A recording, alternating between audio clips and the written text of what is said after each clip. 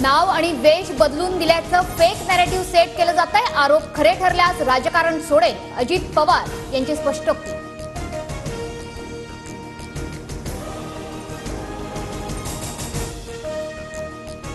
मुंबई ठाण्यात लोकसभा निवडणुकीत संथ गतीनं मतदान झाल्याचा ठाकरेंचा आरोप। अहवाल आयोगाकडे सादर। ठाकरेंवर कारवाईबाबतचा निर्णय पुढील आठवड्यात, सूत्रांची माहिती।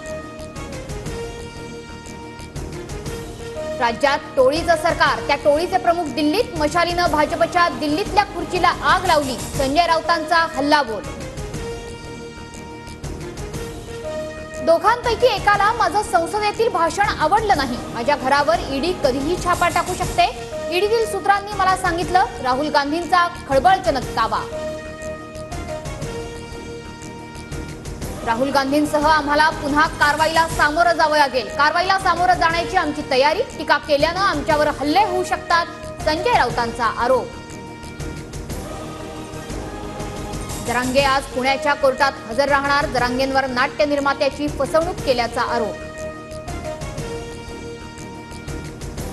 मनसे पुणे शहरातील 8 विधानसभा मतदारसंघ लढवणार। पुणे दौऱ्यादरम्यान राज ठाकरेंच्या पदाधिकाऱ्यांना सूचना।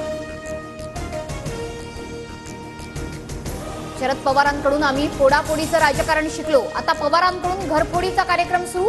आमदारांच्या मुलांना तिकीट घरफोडी करायला नको, धर्मराव बाबा आत्राम यांची टीका।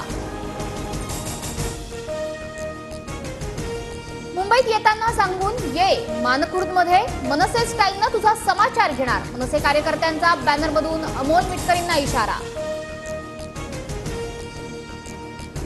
नागपूर जिल्हा नियोजन समितीची आज बैठक। फडणवीस आणि अनिल देशमुख एकत्र येण्याची शक्यता। पत्रिकेत नाव मात्र औपचारिक निमंत्रण दिलं नसल्याचा देशमुखांच्या कार्यालयाचा दावा।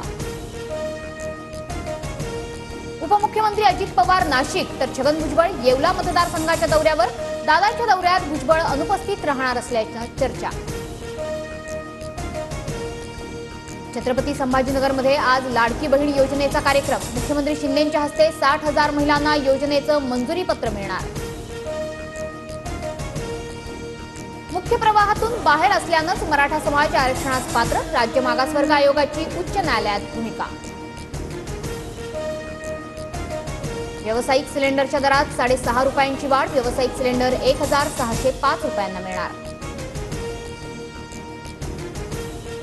काही वर्षांपूर्वी तर कमला हॅरिस भारतीय होत्या, आता त्या कृष्णवर्णीय म्हणून ओळख बनवण्याचा प्रयत्न करतायत, डोनाल्ड ट्रम्प यांची टीका। 23 वर्षांनंतर 9/11चा मास्टरमाइंड खालिद शेख मोहम्मद 2 साथीदारांसह गुन्हा कबूल करणार। अमेरिकेच्या संरक्षण विभागाकडून जाहीर। हिमाचल उत्तराखंडमध्ये ढगफुटी, घरांची पडझड, पूल रस्ते पाण्याखाली। विविध घटनांमध्ये 16 जणांचा मृत्यू तर 50 जण बेपत्ता।